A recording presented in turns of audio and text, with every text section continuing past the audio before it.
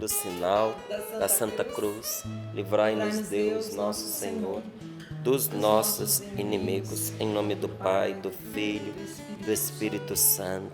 Amém. Diga comigo: eu tomo posse da bênção de hoje. Eu tomo posse da bênção de hoje. Porque para cada dia, meus irmãos queridos, Deus tem uma bênção para nós. E eu tenho aprendido dia após dia tomar posse da bênção do hoje. Não saio de casa sem rezar. Não enfrento de jeito nenhum os perigos desta vida sem a oração. Eu entro no carro com os meus, a primeira coisa que eu já faço é rezar. Aprendi antes de qualquer reunião, seja com pessoas ligadas ao universo religioso, católicas, evangélicas, pessoas cristãs ou não, começo a reunião com a oração. Porque eu sei, a gente tem uma época que a gente tem fé, Porque a fé é a certeza a respeito de algo que você não vê. Mas depois de ter visto tantas vezes, você passa a saber que há uma bênção à nossa espera. Há uma proteção de Deus, capaz de livrar a nossa vida, inclusive da morte. A oração clama a Deus pelo livramento na nossa vida de muitas situações de perigo. Mas para isso, nós precisamos querer, nós precisamos nos abrir, nós precisamos pedir, nós precisamos contar com a graça de Deus. Então diga mais uma vez: eu tomo posse da bênção de hoje. Eu tomo posse da bênção de hoje. Senhor, eu tomo posse da tua bênção. Eu tomo posse da tua bênção. Neste dia de hoje. Neste dia. Obrigado por me abençoar. Obrigado por me abençoar. Eu sei que o Senhor está me abençoando agora. Eu sei que o Senhor está me abençoando Pelo agora. simples fato Pelo simples fato de eu me colocar aos teus pés em oração. de eu me colocar aos seus pés em oração. Eu aceito a tua bênção. Eu aceito a tua Bênção de misericórdia. bênção de misericórdia. Bênção de perdão. Bênção de perdão. Bênção de libertação. Bênção de libertação. Bênção de conversão. Bênção de conversão. Bênção de cura. Bênção de cura. Eu te louvo, meu Eu Deus, te louvo, meu Deus, porque estás me abençoando. porque estás me abençoando. Amém, amém, amém, amém. Gênesis capítulo 4, versículos do 1 ao 16. Gênesis capítulo 4, versículos do 1 ao 16. Diz assim a palavra de Deus. O homem se uniu a Eva, sua mulher, e ela concebeu e deu à luz Caim, dizendo: ganhei um homem com a ajuda do Senhor. Tornou a dar à luz e teve Abel, irmão de Caim. Abel tornou-se pastor de ovelhas, e Caim pôs-se a cultivar o solo. Aconteceu tempos depois que Caim apresentou ao Senhor frutos do solo como oferta. Abel, por sua vez, ofereceu os primeiros cordeirinhos e a gordura das ovelhas. E o Senhor olhou para Abel e sua oferta, mas não deu atenção a Caim com sua oferta. Caim ficou irritado e com o rosto abatido.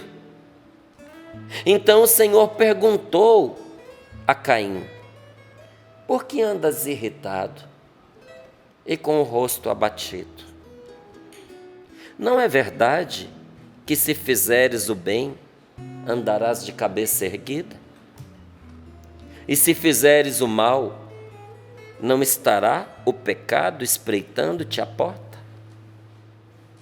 A ti vai seu desejo, mas tu deves dominá-lo. Caim disse a seu irmão Abel: vamos ao campo. Mas quando estavam no campo, Caim atirou-se sobre o seu irmão Abel e o matou. E o Senhor perguntou a Caim: onde está o teu irmão Abel?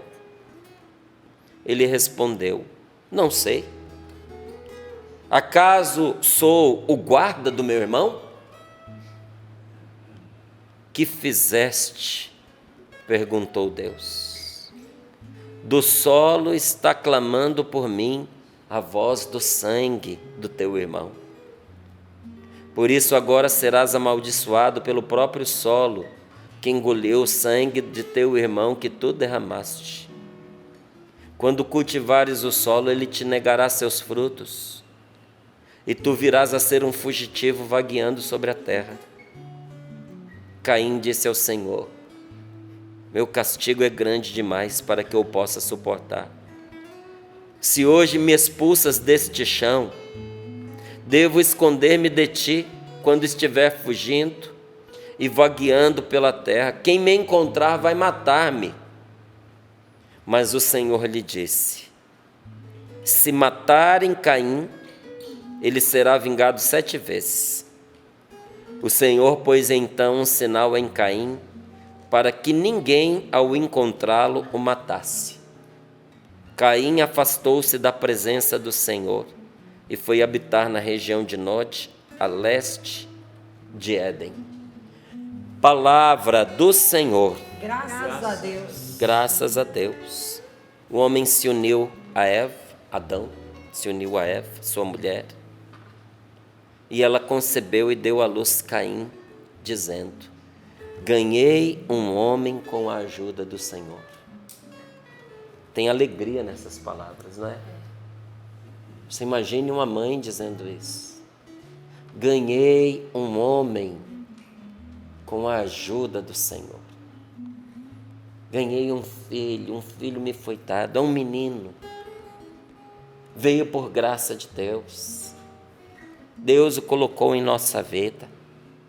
Então, Caim veio sendo querido, sendo amado por pais que o esperavam e o recebiam como um presente das mãos de Deus. E Eva tornou a dar à luz e teve Abel, irmão de Caim. Abel tornou-se pastor de ovelhas e Caim pôs-se a cultivar o solo. Aconteceu tempos depois que Caim apresentou ao Senhor frutos do solo como oferta. Abel, por sua vez, ofereceu os primeiros cordeirinhos e a gordura das ovelhas. E o Senhor olhou para Abel e sua oferta, mas não deu atenção a Caim com a sua oferta. E Caim ficou irritado e com o rosto abatido. Então o Senhor, aqui está a chave para a gente entender essa palavra, tá? Então o Senhor perguntou a Caim: por que andas irritado e com o rosto abatido? Porque andas irritado e com o rosto abatido. Não é verdade que se fizeres o bem andarás de cabeça erguida? O que isso significa? Que Caim tinha feito o mal. Não é só que ele pensava em fazer o mal ao seu irmão. Deus não aceitou a oferta de Caim, porque algo estava errado com essa oferta. Primeiro, Deus não pediu que eles ofertassem nada. Você pode olhar aqui, ó, que foi espontâneo dos dois, tanto de Caim quanto de Abel. Porque Deus não precisa desses nossos dons, dessas nossas ofertas. Mas Deus não olha apenas o que a gente faz, Ele olha a intenção com a qual a gente faz. Tanto que logo depois da ressurreição de nosso Senhor Jesus Cristo, ali nos Atos dos Apóstolos, conta de um casal que resolveu fazer uma oferta a Deus e os dois caíram mortos, Ananias e Safira. Porque eles viam que as pessoas que foram se convertendo depois da ressurreição de nosso Senhor Jesus Cristo começaram a viver em comunidade. como é a Canção Nova. Muitos deixavam o que faziam para se unir aos irmãos, para fazerem um trabalho conjunto, uns ligados diretamente à evangelização, já lá naquela época, hein? E outros à ajuda dos necessitados, à prática da caridade. E faziam o bem não só aos cristãos, faziam o bem a todos os pobres, a todos os necessitados, porque isso é caridade. Isso é amor ao outro, que é a imagem e semelhança de Deus. Mesmo que a pessoa não seja convertida, ela não deixa de ser um filho de Deus porque ela não sabe que é. Não é? É um filho de Deus que ainda não se descobriu. É um filho de Deus que ainda não assumiu a sua condição de filho de Deus pelo batismo. Mas Jesus veio para a salvação daquele homem, daquela mulher. E até que ele desperte-se para isso, também nós devemos dar a esse irmão, a essa irmã, o nosso amor, a nossa caridade, ser presença salvífica de Deus para ele, para ela, através da caridade, através do nosso amor. E a igreja fazia isso. E como havia uma dinâmica de trabalho muito grande, muitas pessoas que possuíam bens, e muitos bens, inclusive, vendiam as suas propriedades e traziam espontaneamente aos apóstolos para que eles distribuíssem isso entre aqueles que mais necessitassem. Porque eles haviam feito uma descoberta, que a gente não vive para esse mundo, a gente vive nesse mundo. A gente não vive para esse mundo, porque é uma diferença muito, muito grande. Porque quando a gente vive para esse mundo, a nossa vida acaba aqui. E quando a gente vive nesse mundo, a gente faz o melhor para esse mundo. Porque outros que nós amamos viverão nesse mundo. Mas nós sabemos que o nosso destino não é aqui, nós não nos apegamos a esta terra. Nós não vivemos esganados para ter mais e mais coisas. Não vivemos para poder nos entregar a todos os tipos de aventura, inclusive nocivas, porque precisamos viver intensamente, porque o mundo vai acabar amanhã. Não é assim que vive o cristão. E eles tinham entendido isso. É uma passagem, porque o nosso destino é o céu. Se o nosso destino é o céu e o nosso tesouro está lá, não tem sentido a gente ficar guardando as coisas aqui, nos privando de fazer o bem a quem precisa. Então vamos vender as nossas coisas, vamos colocar aqui à disposição para ajudar as pessoas. Mas isso não era obrigatório. Isso não era exigido. Aí teve um casal que combinou diferente. Quem está fazendo a oferta do que tem está ficando bem na fita, está ficando em evidência, está ganhando expressão dentro daquela comunidade. Vamos fazer o seguinte: a gente vende uma partezinha e leva e finge que levou tudo. Porque se der certo essa vida, a gente está bem conceituado. E se não der certo, a gente tem a nossa segurança garantida. Quando Ananias chegou com a oferta diante de Pedro, Pedro teve uma palavra de ciência e viu o que o homem estava fazendo. E vira para ele e pergunta: quem foi que te pediu as suas coisas?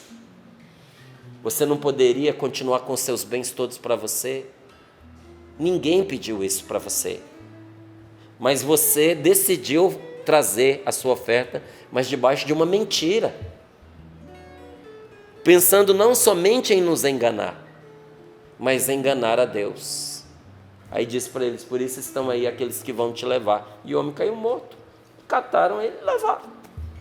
Daqui a pouco chega a mulher atrasada. Por isso que eu digo, nunca chega atrasada nos lugares, porque você pode ter uma surpresa. A hora que ela chega atrasada, cadê o marido? Pedro diz a ela a mesma coisa: seu marido acabou de ser levado pelo mesmo crime que você cometeu. E estão aí os que te levaram para levar, os que o levaram para levar você também. Caiu morto também. Existe uma certa gravidade em alguns pecados que produz morte na gente. E eles foram profundamente desagradáveis a Deus, não porque venderam ou deixaram de vender as propriedades que tinham, mas pela intenção de enganar a Deus. Fazer as coisas de Deus com uma intenção escusa, vai matando a gente. Eu peço a Deus que me livre dessa tentação, porque é uma tentação para todos nós que estamos envolvidos com as coisas de Deus, com a igreja, com as coisas religiosas, de fazer o que é de Deus, mas com intenção de benefício próprio, particular. Querer se apropriar daquilo que não lhe pertence. Tomar posse daquilo que não é seu, mas é de Deus. Ou fazer as coisas de Deus, mas para ostentar uma posição, para ter fama, para ter dinheiro. Porque diz aqui a palavra, meus queridos, que isso amaldiçoa a vida da gente. Não é Deus quem amaldiçoa. É o que a gente faz que amaldiçoa a vida da gente. E qual foi o problema de Caim? Ofertou a Deus qualquer coisa ali do seu trabalho. As intenções de Caim não eram corretas. E por isso o Senhor diz para ele: se fizeres o bem, andarás de cabeça erguida. Está triste e abatido, porque andou fazendo besteira. Porque fez errado. Porque fez pecado. Você já viu que todas as vezes que a gente faz besteira, é difícil olhar nos olhos das pessoas?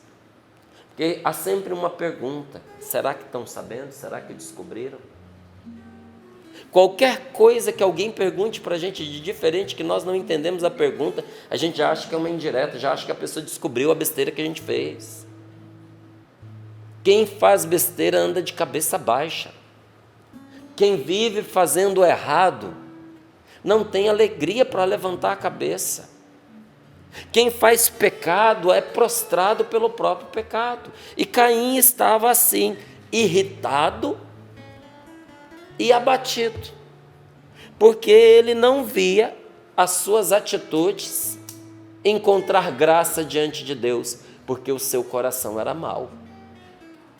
Esse foi o problema de Caim. Então o Senhor perguntou a Caim: por que andas irritado e com o rosto abatido? Não é verdade que se fizeres o bem andarás de cabeça erguida? E se fizeres o mal, não estará o pecado espreitando-te à porta? A ti vai seu desejo, mas tu deves dominá-lo. Não tem desculpa, gente, para a gente fazer o errado por causa do nosso desejo. Hoje nós temos aí muita gente se desculpando nos próprios desejos para fazer o que não deve. Essa é a minha inclinação, essa é a minha tendência, esse é o meu desejo. Eu sou assim. Todo mundo tem desejos que devem ser dominados. Eu tenho, você tem, ele tem, todos nós temos. Se cada um de nós for fazer o que o nosso desejo manda, o nosso mundo vira uma zona. Vira um caos, a começar da nossa família. Para uma família viver em paz, cada um tem que controlar os seus próprios desejos, porque tem desejos que são bons e tem desejos que são ruins. Tem desejos que nascem de traumas, tem desejos que nascem de feridas, tem desejos que nascem de vícios, tem desejos que nascem de pecados, tem desejos que nascem de violências. Então, a ti vai o seu desejo, diz a palavra de Deus. Como assim? Cada um tem um desejo aí. Mas você deve dominá-lo. Você leu aqui, a ti vai o seu desejo, mas tu deves dominá-lo. Quantas e quantas vezes, conversando com as pessoas, a pessoa vem e diz assim: eu tenho uma inclinação, eu tenho um desejo, eu tenho uma tendência, eu tenho um mal dentro de mim, eu não consigo controlar isso. Você não consegue ou você não quer? Porque a gente tem muitos desejos, muitos apetites, desde um apetite sexual, a um apetite por comida, a um apetite por outras coisas, por lazer, por bebida, não é? Por dinheiro. Paulo está me mostrando aqui por dinheiro. Quantos de nós tem vários tipos de apetite? E tem muita gente que a vida inteira foi se envenenando por causa de um apetite. Estava ali aquele prato, a pessoa comia, mas fazia mal para ela e foi tornando a pessoa doente. Chega um dia, o médico fala para ela: ou você para de comer isso, ou você vai morrer. Eu amo embutidos. Ah, um salaminho ali picado, uma linguicinha. Nossa Senhora, olha, quando aquele salaminho está picado ali perto de mim, com um queijinho, azeitona, ai, que delícia. Se eu puder, eu como até acabar, mas eu descobri que faz mal. Faz muito mal. Faz mal para a saúde. Então eu olho para ele e penso assim, eu posso escolher comer você, ou eu posso escolher viver. Eu escolho viver. Então, eu não sou daquele radicalismo estúpido, cego, sabe? De vez em quando. Eu vou lá, mas de vez em quando agora está sendo bem de vez em quando, sabe? Porque antes, tinha uma época que eu gostava de comer isso à noite. Para mim, o mesmo salame, não tem o mesmo gosto no almoço e no jantar. No jantar é que é... E melhor ainda, não é nem no jantar, ali pelas 9 da noite, para dormir bem envenenado mesmo, sabe? Aquela hora era hora boa para mim. Aquela hora ele me chamava lá na geladeira. Que vontade. Só que faz mal, por muitos motivos que eu não vou ficar desdobrando aqui. Se você quiser descobrir, você põe lá malefícios de embutidos, que vai vir um monte de informação para você na internet. Eu tenho que controlar o meu desejo. Tem gente que tem desejo pelo álcool. Ativa aí o seu desejo.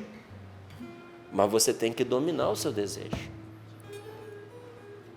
Alguns, não é? Como eu disse, pela bebida, alguns é o fumo. Gente, na altura em que nós nos encontramos, o nível de esclarecimento que todos já temos, chega a ser um absurdo uma pessoa fumar cigarro. É um absurdo. É um suicídio a conta-gotas, aos pouquinhos. Vem escrito no maço de cigarro a quantidade de doenças que ele pode causar, que é assim, milhares, além da propensão ao câncer. Ele ajuda drasticamente no despertar de células cancerígenas no nosso corpo. Fumar produz câncer. E a pessoa fuma. Por quê? Porque eu gosto, porque eu tenho desejo. Ativa aí o seu desejo. Mas você deve lutar para dominar. Então, eu não consigo. Pergunto de novo, você não consegue ou você não quer? E também é assim com os nossos impulsos sexuais. Porque nós temos os nossos instintos, mas nós temos inteligência e nós temos vontade. Todos nós podemos, se quisermos, viver uma vida casta, educar os nossos gostos, educar o nosso apetite. Porque todos nós também temos um tipo de desejo na área sexual que não é bom. Alguns porque não querem nada de jeito nenhum. Se esfriaram sexualmente. Isso não é bom. Às vezes precisa de ajuda médica, precisa de um tratamento, precisa curar um trauma. Que às vezes essa frigidez ou é física ou ela é emocional. Aconteceu algo lá no seu passado que causou isso em você, que está limitando a sua vida, a sua alegria, porque também a nossa vida íntima nos foi dada para a nossa alegria, não é só para a procriação. Quando você pega ali o catecismo da Igreja Católica, ele nos deixa bem claro que a vida íntima de um casal tem 2 caráteres, o procriativo e o unitivo. A relação sexual entre um homem e uma mulher tem a finalidade da procriação, sim, mas também tem a finalidade da união entre os dois. E vai chegar um dia que a procriação vai ficar de lado porque envelheceu, porque às vezes a saúde não permite mais uma gravidez, mas o caráter unitivo continua ali, enquanto puderem ter relações, até que um dia não possam mais, também por causa da idade, às vezes por causa da enfermidade, que tenham, porque isso é uma alegria para a pessoa. Então você está vendo? Então não é só o excesso para ter, existe também um excesso para não ter, que precisa também ser visto e dominado, não é? Mas quantos casamentos foram destruídos por causa de um marido incapaz de conter os próprios impulsos sexuais, que se relaciona com a sua esposa, mas com outras mulheres? Quantas mulheres colocaram em perigo e colaboraram na destruição da sua casa, porque não controlaram seus impulsos, suas carências, seus desejos. E você pode aplicar isso a todas as outras formas de apelo sexual, para entender uma coisa: você tem o desejo, mas não é o seu desejo quem te domina, é você quem deve dominar o seu desejo. E isso é graça que nos é dada. Se a gente quiser, isso é possível. E isso Deus diz diretamente a Caim: a ti vai o seu desejo, mas tu deves dominá-lo. Porque Deus também já estava vendo no coração de Caim, para além daquela má inclinação que ele já tinha, uma decisão de matar o irmão. Então Deus o avisa: olha, se fizeres o bem, andarás de cabeça erguida. Mas se fizeres o mal, você não terá sossego, porque o mal que você fizer vai te perseguir, vai ficar morando junto com você na porta da sua casa, espreitando você igual um ladrão, esperando a oportunidade de te atacar e te destruir. Você será perseguido pelo próprio mal que você plantar. Deus avisando aqui: olha, se fizeres o mal, não estará o pecado espreitando-te à porta? A ti vai o seu desejo. Caim, Caim, cuidado com o que você deseja, Caim. Porque desejo é desejo, mas você tem que dominá-lo. Caim disse ao seu irmão Abel, apesar de todos os avisos de Deus: vamos ao campo. Coraçãozinho ruim, sabe? Maquinando o mal, planejado, premeditado. Tirou o irmão de casa, levou o irmão para um lugar ermo, abandonado, onde ele pudesse esconder o seu crime. Mas quando estavam no campo, Caim atirou-se sobre o seu irmão Abel e o matou. E o Senhor perguntou a Caim: cadê o teu irmão? Cadê o Abel, Caim? E Caim responde como muitas vezes nós já respondemos quando alguém pede satisfação dos erros que nós cometemos. Como muitas vezes a nossa consciência, interpelada pelo Espírito Santo, respondeu de forma agressiva, rebelde. Sabe o que foi que Caim respondeu para Deus? Por acaso eu sou o guarda dele? Onde está o seu irmão, Caim? Agora eu sou a babá do meu irmão? É isso que ele está dizendo aqui. Acaso eu sou a babá do meu irmão? Ele já não é velho o suficiente para ele aprender a cuidar de si mesmo? Sou eu o guarda dele? Eu não sabia que agora eu tinha a obrigação de ficar cuidando dele.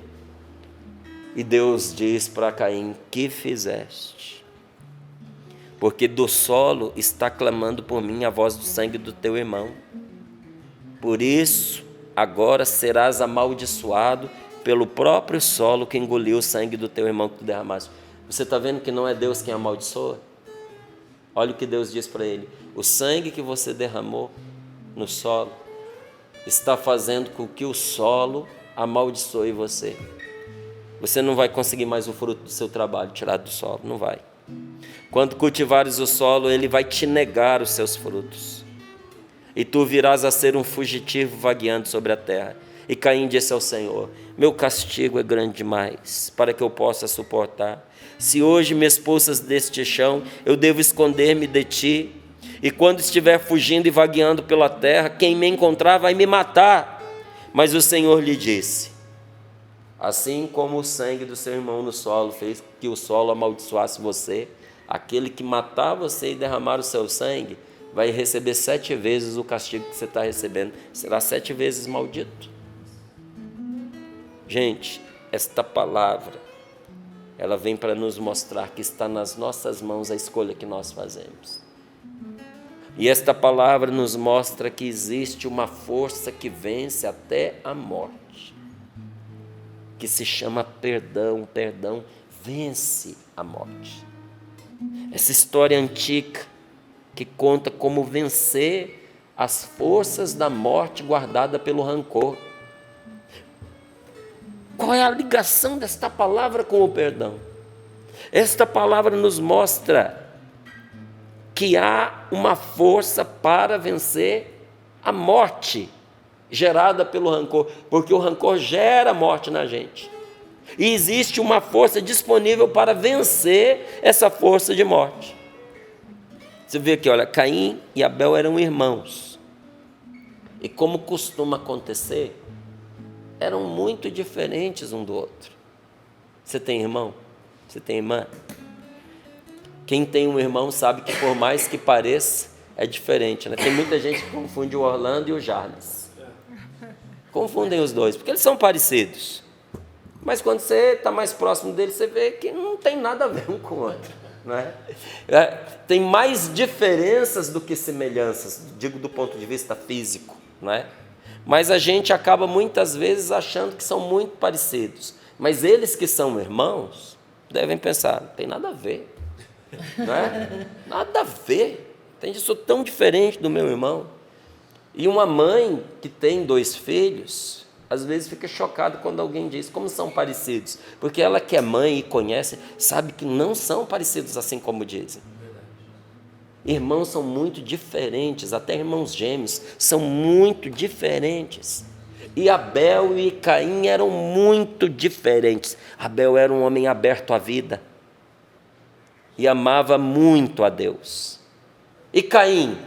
Caim amava a si mesmo. Amava a si mesmo. E Caim só amava a si mesmo? Não, ele não amava só a si mesmo. Com certeza ele amava a mãe, com certeza ele amava o pai, com certeza ele tinha ali algum amor por Deus. Tanto que ele foi fazer a oferta dele. Qual era o problema de Caim? É que ele amava mais a si mesmo do que a qualquer outro. Caim amava a si mesmo acima de Deus. E amava a própria vontade acima da vontade de Deus. Caim amava a si mesmo antes de qualquer outro, ainda que este outro fosse o seu criador. Essa era a questão. E aconteceu que cada um deles, colhendo os frutos do seu trabalho, decidiram oferecer a Deus parte das suas conquistas. Um trabalhou e fez a sua oferta a Deus, do fruto do seu trabalho. O outro trabalhou e fez a oferta a Deus do fruto do seu trabalho. Nisso os dois estavam bem parecidos. Só que Caim ofereceu daquilo que ele tinha produzido, diz aqui a palavra de Deus. Caim plantou, Caim colheu e ofereceu daquilo que ele tinha produzido. Abel não. Abel separou para Deus o que havia de melhor. Deus sabe que nós temos necessidade do fruto do nosso trabalho, gente. Mas agrada a Deus quando nós tiramos o melhor daquilo que nós produzimos e ofertamos. E ofertamos como? Colocamos à disposição também dos outros. Quando aquilo que a gente faz serve não só para o nosso sustento, mas para ajudar aqueles que Deus colocou no nosso caminho. Porque Deus não come fruta, Deus não come ovelha, Deus não precisa da gordura de carneiros. Mas tem quem precise para comer, tem quem precise para sobreviver. E Abel separou para Deus o que havia de melhor, ele não guardou para si os frutos do seu trabalho, mas ofereceu-os ao Senhor com alegria e gratidão. E ao entregar para Deus aquilo que lhe era mais valioso, porque foi isso que ele fez, o que tinha de melhor, Abel ofereceu para Deus. E ao oferecer o que ele tinha de mais valioso, ele tornou-se capaz de receber. Porque olha, quem não sabe dar não consegue receber. Quem não sabe dar amor não consegue ser amado. Tem muita gente que não se sente amada. E não é porque não seja amada, mas é porque é incapaz de amar. Então não tem espaço no seu coração entulhado pelo egoísmo para receber o amor das pessoas. E olha, é interessante que a gente acaba muitas vezes espelhando no outro aquilo que a gente é ou aquilo que a gente faz. Você pode ver que a gente julga as pessoas pela gente. Então, se a gente é capaz de fazer o mal, a gente espera o mal da outra pessoa. Quando eu sou incapaz de dar amor, eu me torno incapaz de receber amor, porque eu não me acredito amado. Se eu não sou capaz de amar, se eu não amo ninguém, intuitivamente eu vou concluindo que ninguém me ama. É muito triste isso na vida de uma pessoa.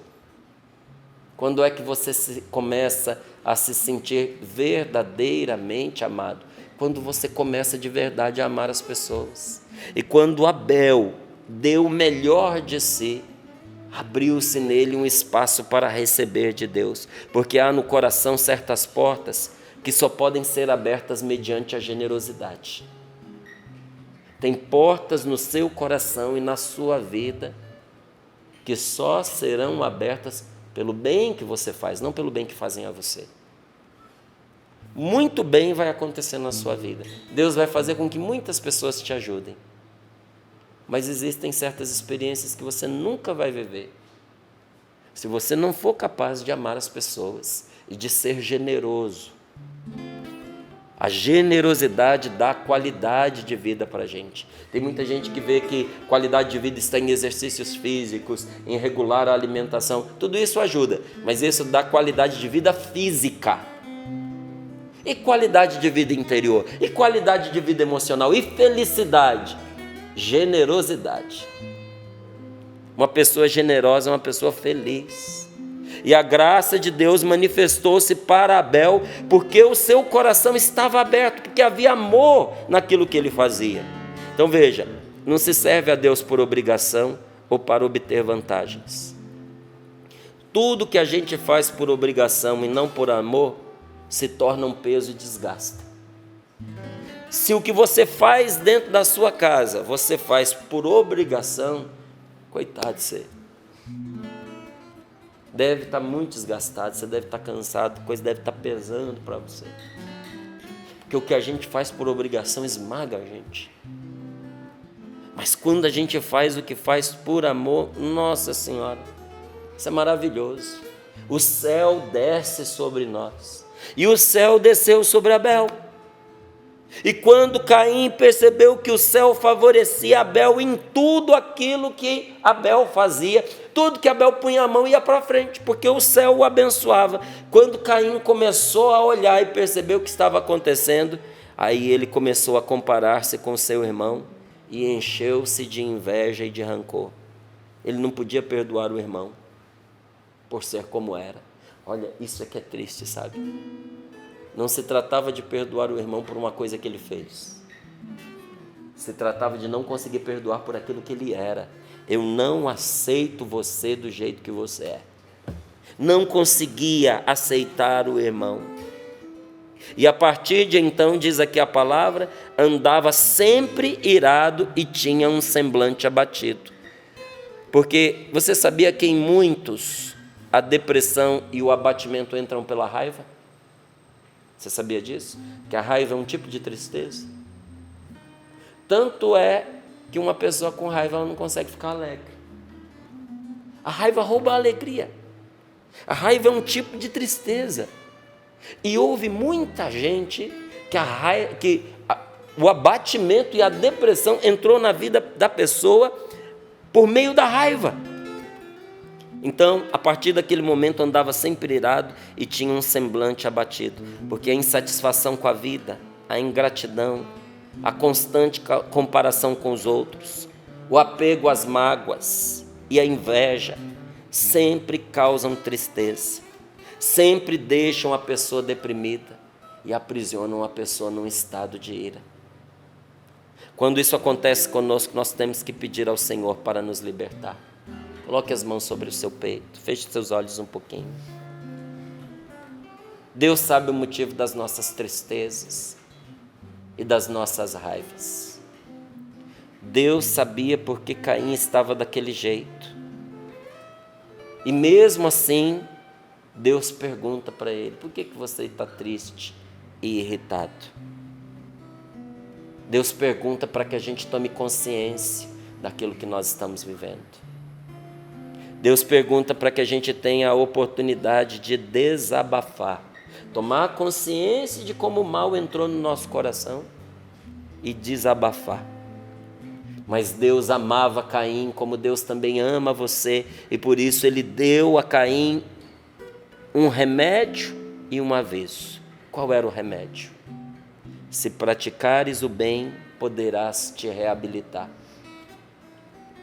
Com seus olhos fechados, com as mãos sobre o seu coração, diante de qualquer mal que você esteja vivendo, escute a palavra de Deus te dizendo: se praticares o bem, poderás te reabilitar. Muitos males se curam quando a pessoa toma a decisão de romper com o mal e perdoar. Ser bom e fazer o bem não somente cura a doença, recupera as forças e reanima a pessoa, como também torna-se uma proteção que bloqueia a entrada do mal no coração. Mas o Senhor também lhe deu um aviso: se procederes mal, o pecado estará à tua porta, espreitando-te, mas tu deverás dominá-lo. O pecado vem sempre bater à porta de quem se entrega ao ódio. E para não ser arrastado a coisa pior, quem odeia precisa travar batalhas terríveis. A falta de perdão inclina o coração da pessoa para aquilo que não presta. Pede a Jesus agora a graça de uma libertação. Se isso aconteceu com você, se o rancor entrou dentro de você, se a raiva tirou sua alegria, se você foi se entristecendo pela rebeldia, pela falta de aceitação da vida, pela incompreensão das coisas que te aconteceram, isso foi virando um bolo dentro de você, de angústia, de tristeza, de raiva e de rancor, tirou sua alegria e adoeceu você. Ore agora, peça ao Senhor a graça da libertação, clame ao Senhor, porque quem decidiu por fazer somente o bem, jamais vai viver infeliz. Então tome essa decisão agora, de romper com o mal fazendo o bem e recebendo de Deus essa graça de libertação. Senhor, nós te pedimos que esta palavra venha nos curar nesta manhã, é o que nós suplicamos.